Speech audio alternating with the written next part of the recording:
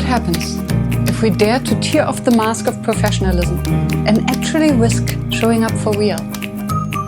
I'm your host, Miriam Hartness, and this is Unprofessionalism. This code for old white guys who always get promoted. Professional is the code word. Yeah. Yeah. Why didn't you speak about that on the podcast? Because there's so much to say about it. I think we just grazed the subject of how oppressive professionalism can be for minority groups, particularly neurodivergent people, women, people of color, so on and so forth. Oh, they can't be professional. Taylorism originated from somebody who had a scientific system of putting together an army for war. And that's one of the reasons why all our business speak is riddled with war metaphors. So professionalism fits into that somewhere along the line as well. When you think about what people say, even in academia, sometimes, especially in academia, I shot down their point. I defended my PhD. Welcome to the show, Mike Parker. Thank you for having me. And I'm very glad to have you on the show today to discuss unprofessionalism. That's a good subject. Yes, it is. From the focus of not knowing. Before we go there, we start with the same question. When has being, air quotes, unprofessional turned out to be the smartest move you or someone around you ever made? Well, there were lots of different incidents, but I think the one which stuck out in my mind was when a team of us were installing the first ever tandem-based reform system in South Africa.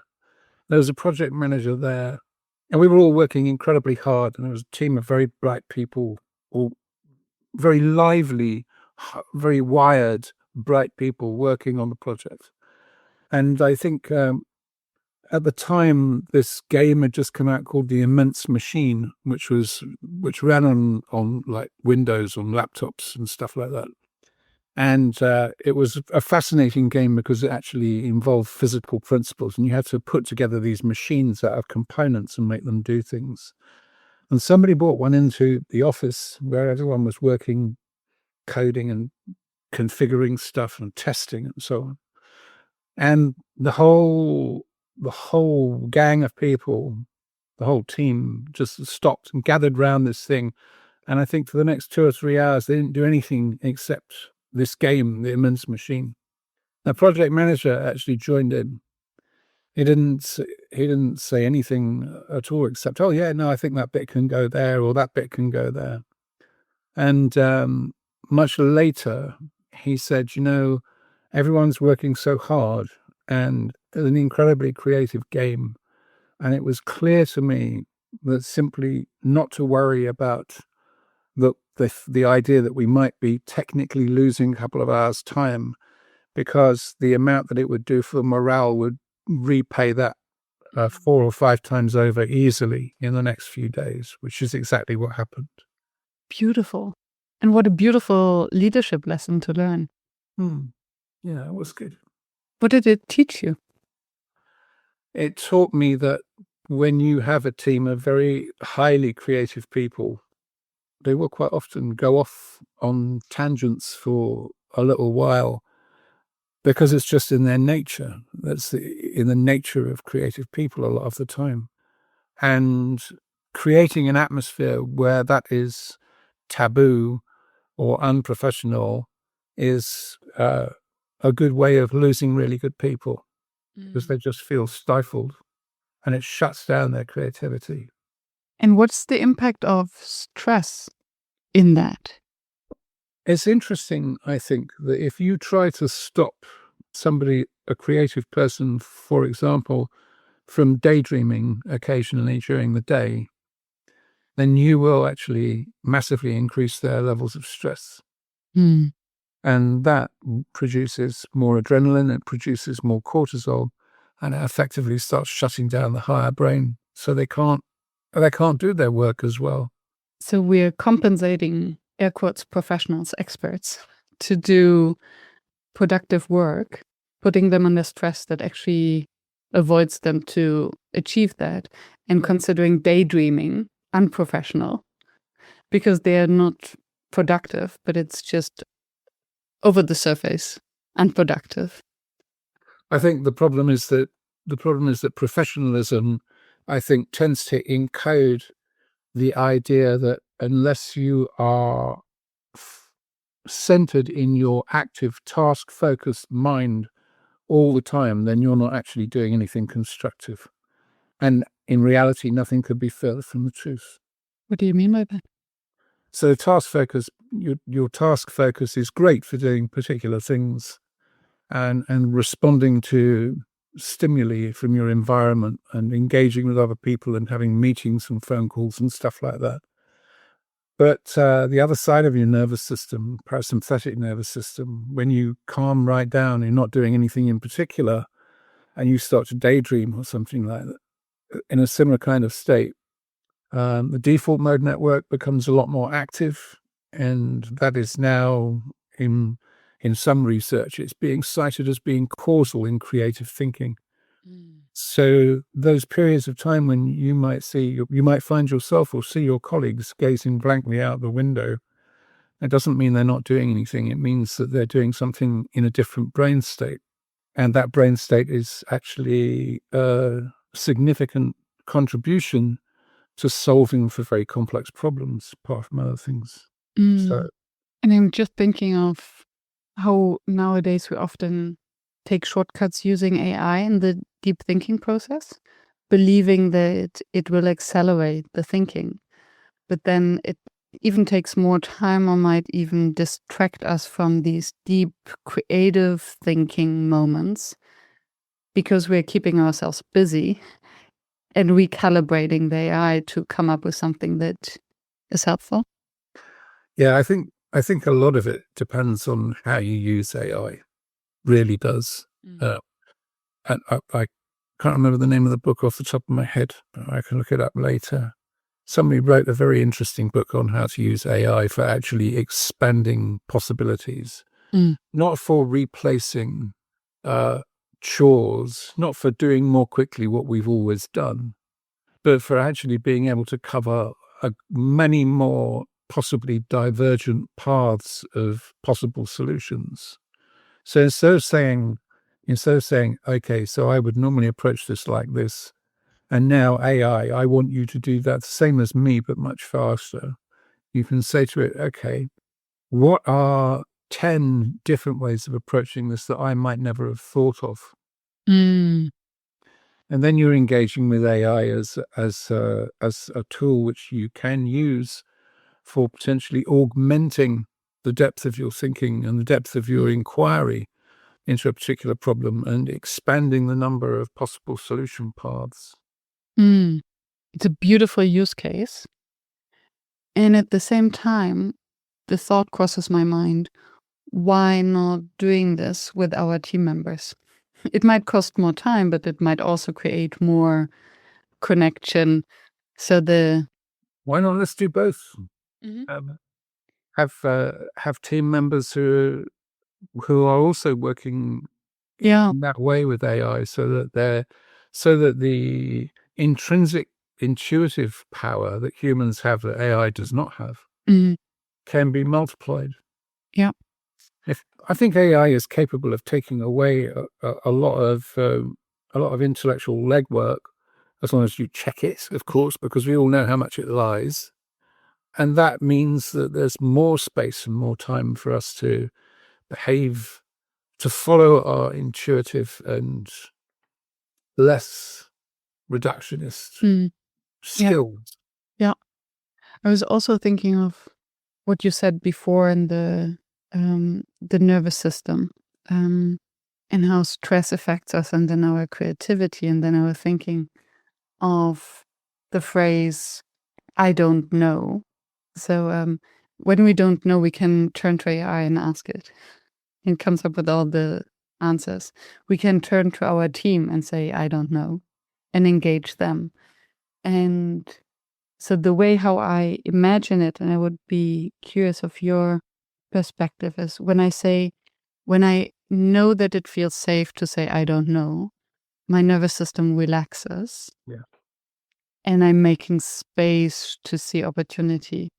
When I feel anxious and I say, I don't know, I cramp and I don't hear anything, but I just want to run. Mm. So what makes it feel so dangerous to say, I don't know? I think what makes it feel dangerous to say I don't know is the deep underlying sense that everybody has to be in competition with everybody else. Mm. So a certain amount of friendly competitiveness is one thing, but when that becomes competition for survival, so if I say I don't know at this point, does this now start becoming a threat to my job? That's I think when the problem arises. Mm. That's when the amygdala is kicked off, because being cast out is a death threat as far as the amygdala is concerned. So seriously losing status within a group that you're dependent on for your survival is a real fear. Mm. And in a previous podcast recording on Workshops Work, you spoke about the fear-driven organizations, that most of the organizations are fear-driven. So what is, in such a context, then the cost of saying, I don't know? Is it the outcast? In a fear-driven, and I think it's a question of degree, because all of us are subject to some anxiety and some fears about our security and our worth and value and so on. But I think that when that is very prevalent in an organization, so punishment is a bigger driving motive than reward, for example, then it's very difficult to get people to say, I don't know. It's very difficult to get people to say, hey, I made a mistake and I know what went wrong with that process. They won't. I have a story which I think may be apocryphal or it might be true. Somebody who was actually responsible for guidance systems for sea-to-air missiles. And they were testing a bunch of them, and I think they were like $3 million each or something like that. And they fired one, and all the top brass were there watching. They fired one, and it went off out over the ocean, cartwheeled, and exploded in midair. And the guy who'd written the code said later, anonymously, I looked at it do that, and I thought to myself, that looks just like what might happen if I hadn't loaded all the microcode. I did load all the microcode, didn't I? Oh my God, I didn't. Shall I tell them? No. So they fired the other three and the same thing happened.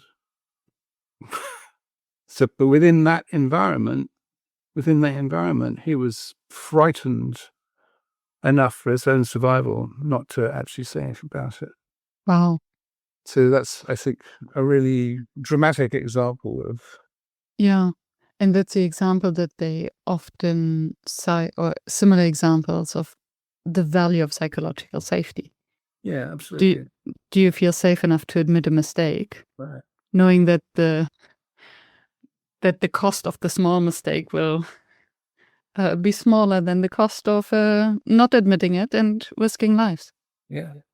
So I think that's actually a really interesting thread there from the point of view of unprofessionalism, because I actually was thinking about this earlier, and it seems to me that professionalism often actually encodes that kind of fear.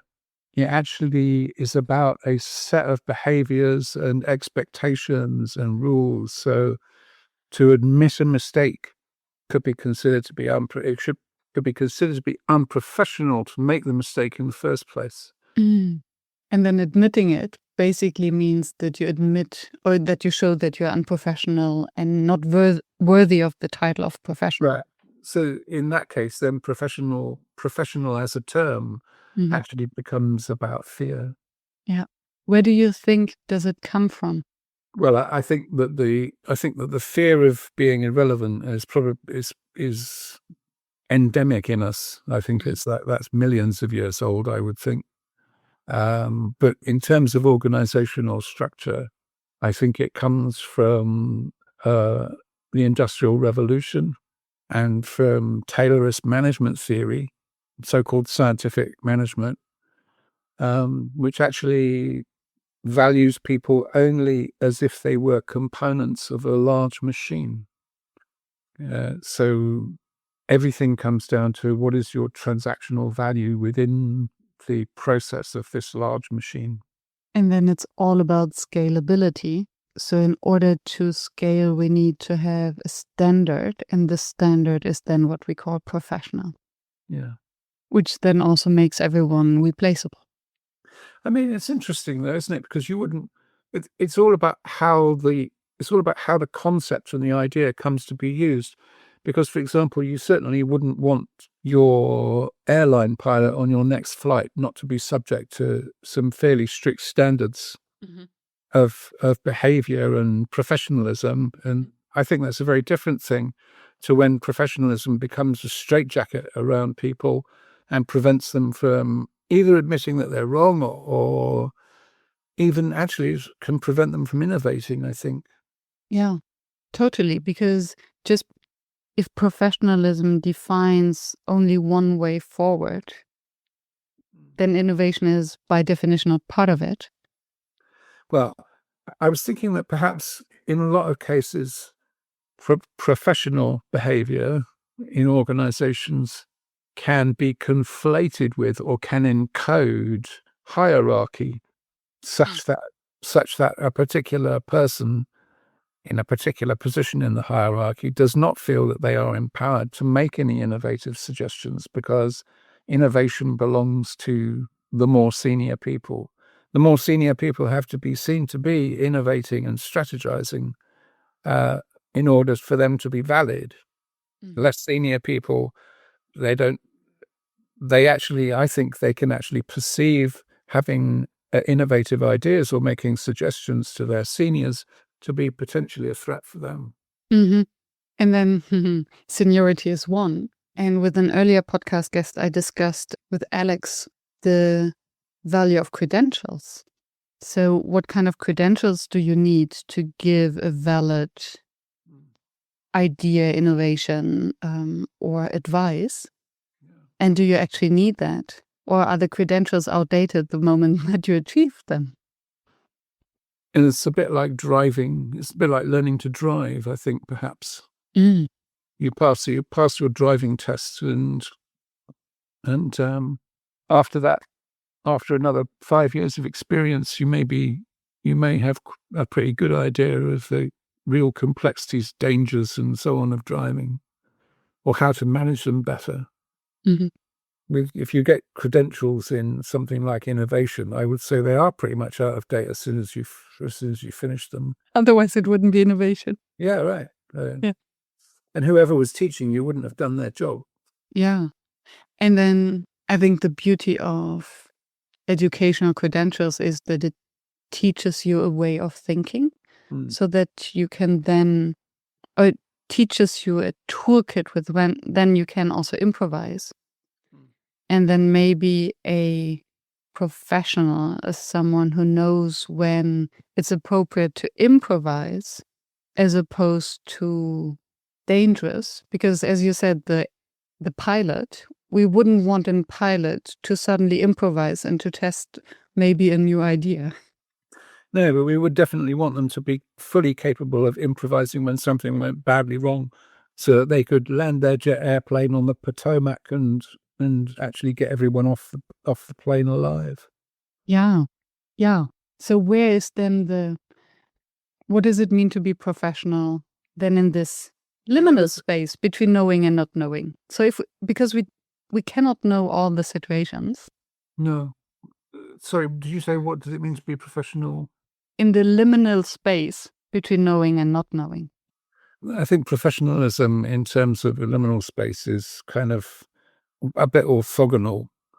I think it would be your decision as to how you apply the results of using liminal space, rather than the space itself being professional or unprofessional. But I would say, though, that I think that the ability to consciously and creatively use liminal space in whatever profession you're pursuing is a good part of being successfully professional in the best way, in the best sense. Mm. And I think then nowadays even more, where this, I think, especially as knowledge workers, everything is changing so fast that there's more spaces where we don't know, where we haven't been before, where we have to improvise.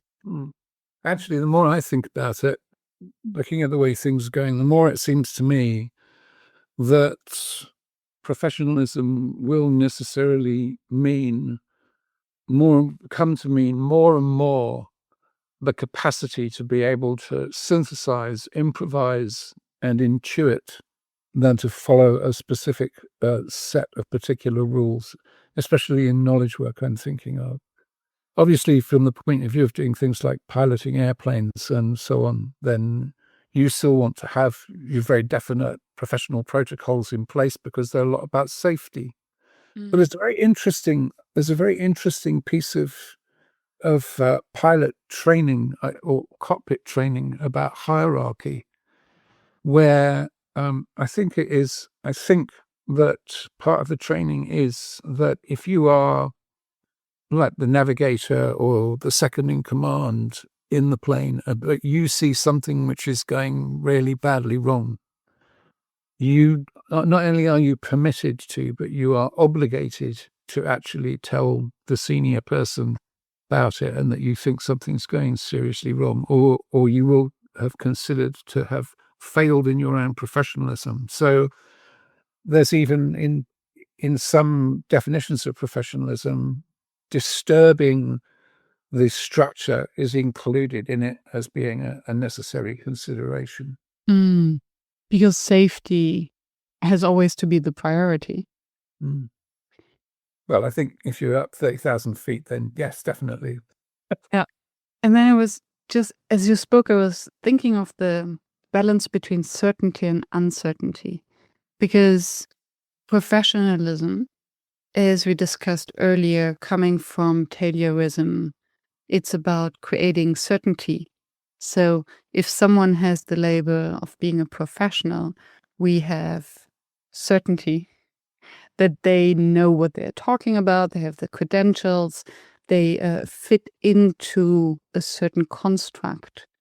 But then if there is too much certainty, we're lacking the flexibility, the adaptability, and actually everything that is needed nowadays, as you just described, to succeed in a VUCA knowledge working job.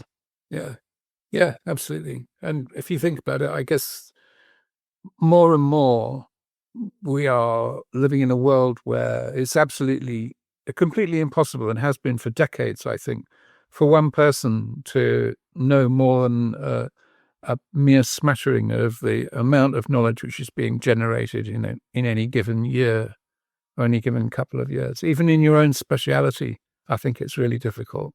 So it kind of, because a professional in a particular niche, for example, would be considered to be somebody that you should be able to rely on to know all about the latest research.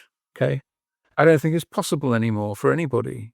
So, for example, my GP has got absolutely no idea about the more recent research into high cholesterol, which suggests that in people over 60, it actually helps to prevent heart attacks.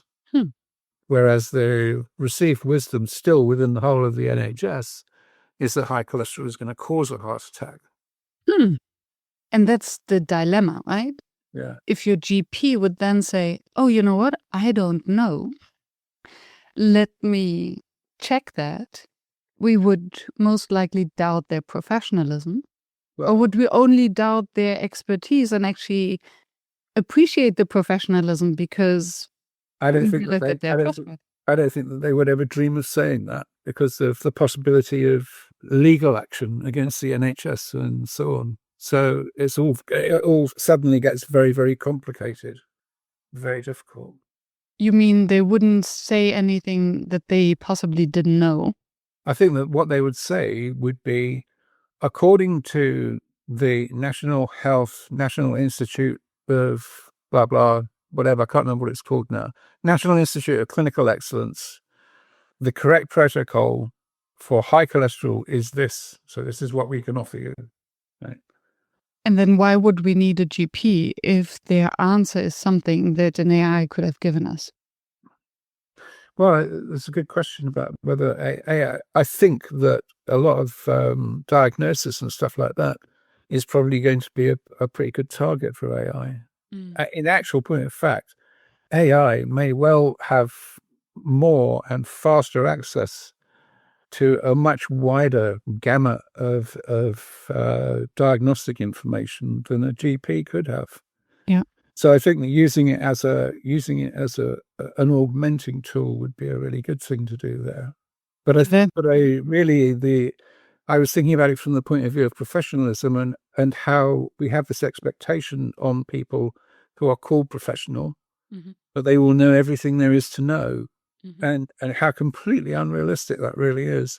So in a sense, to be truly professional in that kind of role, you need to be able to say, you know what, I'm going to actually I'm going to get the AI to go and do a whole bunch of research on this and see where the growing point is and what we can offer you, to see what seems safe.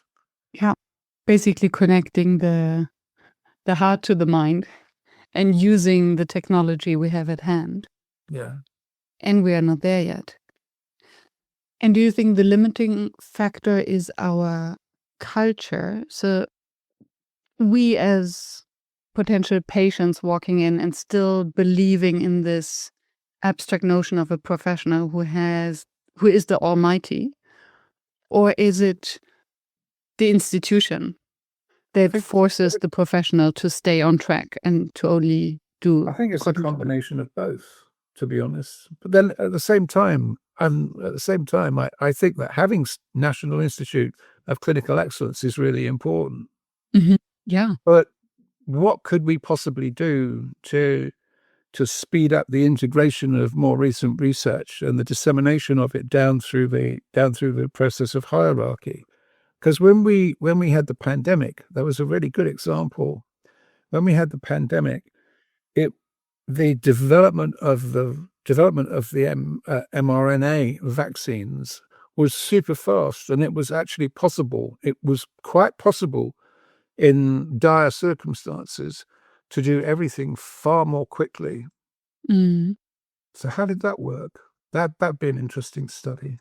Suddenly a sense of urgency, maybe also more collaboration across the different institutes and countries. Yeah, absolutely. Collaboration. There's another really interesting example, which is actually about the hole in the ozone layer, and the fact that it's nearly completely gone. And people will say, "Oh, well, there was a hole in the ozone layer, and everyone complained about that, and now it's gone." Well, the reason that it's gone is because it was the subject of one of the most successful pieces of global cooperation ever. I can't remember the exact date when the anti-CFC legislation was passed by global agreement around most parts of the world, and that's why the ozone layer the hole in the ozone layer is now healed up, is because we actually managed for once to collaborate on something and agree that all of us agree from the vast majority of different countries that it would be a pretty good idea not to do it.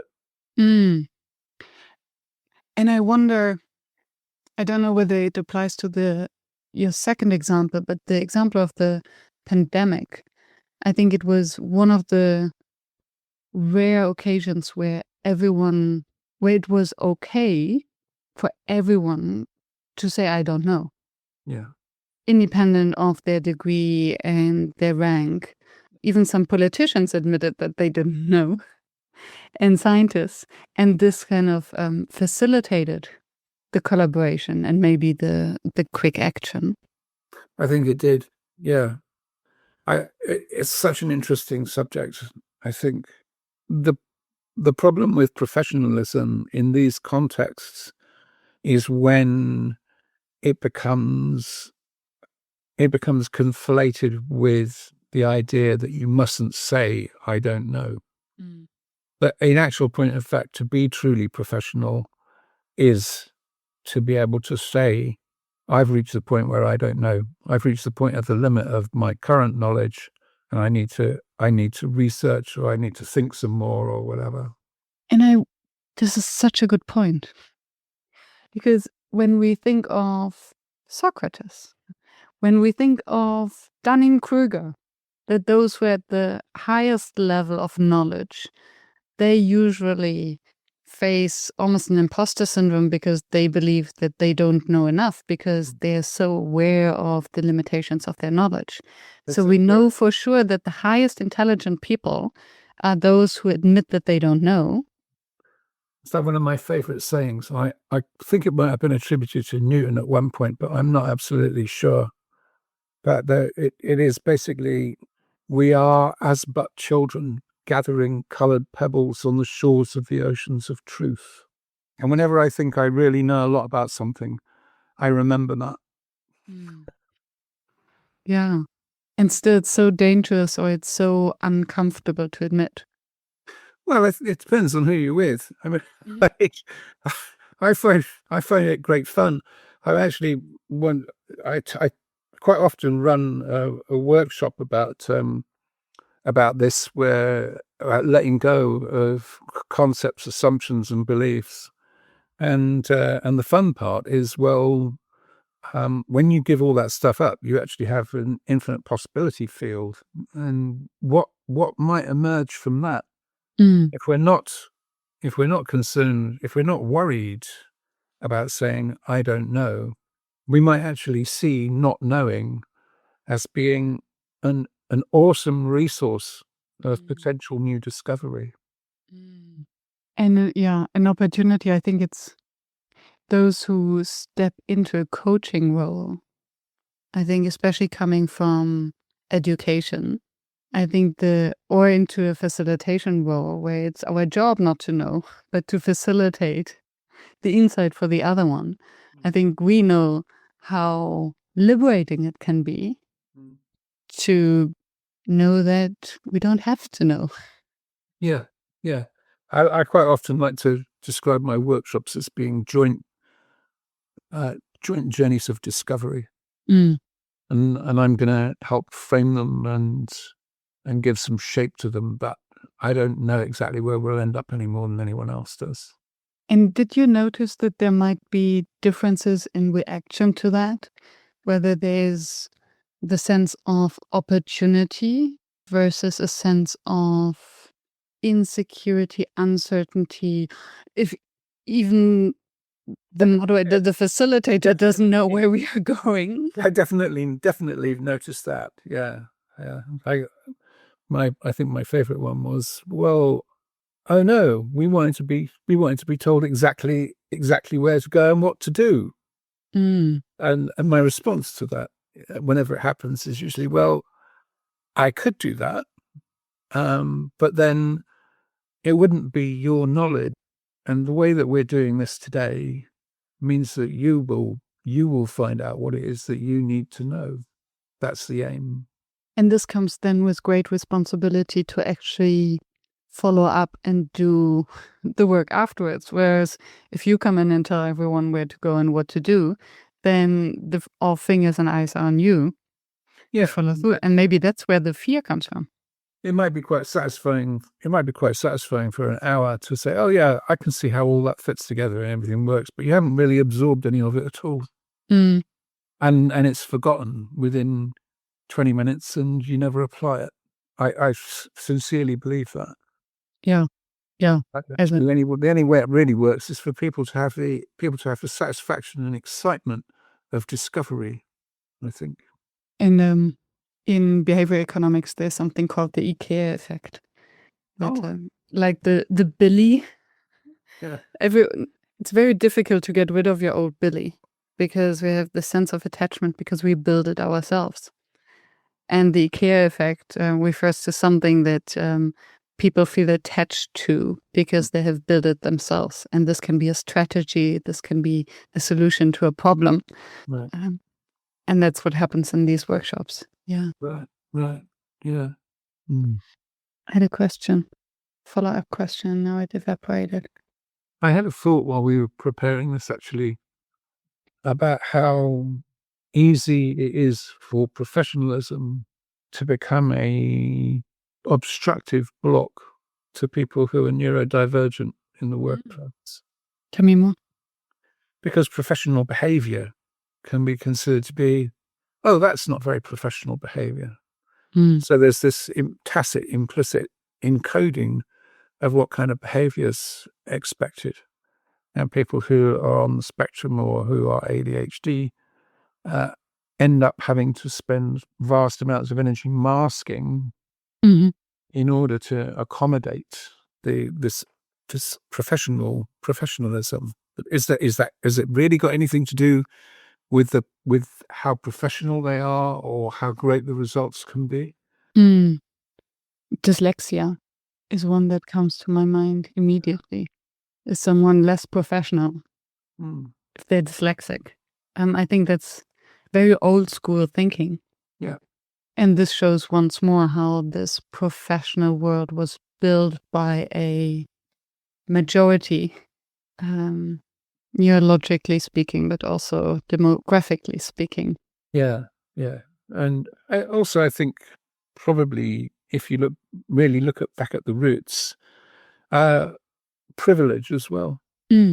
Because the professions were, you had to be privileged to enter a profession like medicine or scientific research or, Yeah. Although if we're going very far back, then the professions where, yes, it was a privilege, you had to work hard and then you got the title and all the privileges along with it. But it was very clear that it was only by your expertise and your craft that you will get this entitlement. Yeah. And nowadays it's continue to have it. Yes. And nowadays, especially with professions that are in the knowledge worker sphere, where it's very difficult actually to tell where someone is honing a craft, is mastering that, then what does professionalism actually really mean? But I think that's one of the things that we've been exploring here, actually, without explicitly stating it. So maybe it would be worth doing that, which is that actually so much comes down to exactly what we mean by when we use the term professionalism. And what I think I've been suggesting is that there are various uses which are really valid and good and useful, helpful for us. And there are uses which are actually quite destructive and harmful. Yeah. And they may confusingly and difficultly in a given situation, they may even overlap. And I think the question then is it used to exclude people or options? I think it often is used to exclude people, to be honest. In a lot of situations, I think it's used to exclude people. I always remember my mother saying to me, well, they talk about people being amateur as if it's like a slur or an insult. Oh, they're an amateur. But actually, an amateur does something for the sheer love of it. They do it because they're so absorbed and so obsessed and so completely taken with it. That's their thing. And of course, with a lot of people who are professional, the same is, I guess. But in terms of what the word originally meant. Yeah, it's a good one. And I think especially when we look at sports, someone who's an amateur would take the sport and the values behind it as seriously as a professional. Yeah.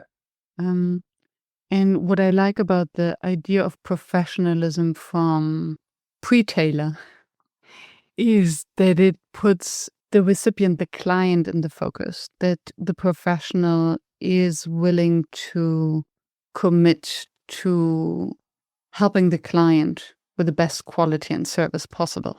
So it's always in service to someone. Yeah. Yes, I think that's true. Well, I suppose at one level, the definition of professional is that you get paid for something, which is another layer and level of meaning and complexity to the term, isn't it? Yeah. And then what does it mean nowadays to get paid for something? Doesn't make you any good. And then it's a very shallow definition. Yeah, it is a shallow definition, but I've personally had the experience of plenty of senior people deciding that they don't want to buy a service because it doesn't cost enough. Interesting. So what does this tell us about professionalism? It's seen price, especially for services, is sometimes seen as an index of quality. Yeah. And very often it makes sense and it's a shortcut. And I think very often it's just our brain that fools us. Yeah. As a final question, I'd like to close with the provocation. So sticking to our air quotes unprofessional. What's an unprofessional thing you'd still advise others to try? It's actually quite difficult given the number of different definitions we've covered. But what might be considered to be unprofessional thing, which I think people should continue to try, is continuing to ask why you're being asked to do things, and what you're doing really means and how it fits into everything else. And that's something which I believe quite a lot of people on the autism spectrum will do quite naturally, because it's very, very important to them to know. But quite often that will be interpreted as a signal of impertinence or unprofessionalism. You don't need to know that.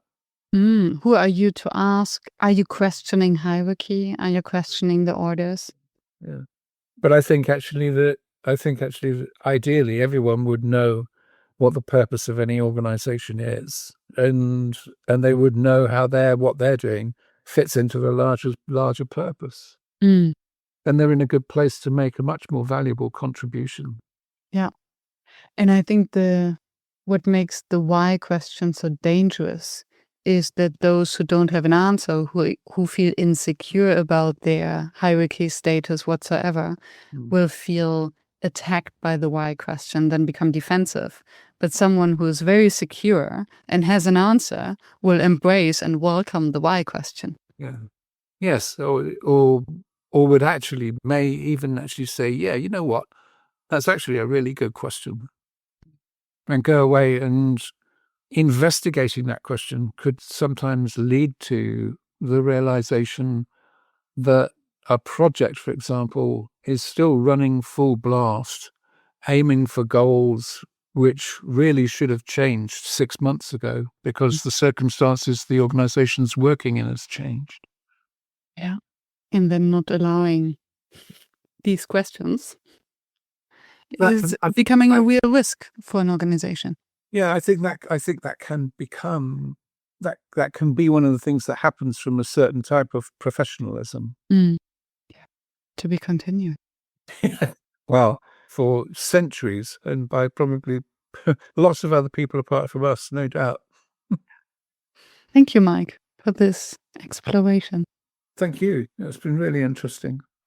This was a conversation without the script. Now it's your turn.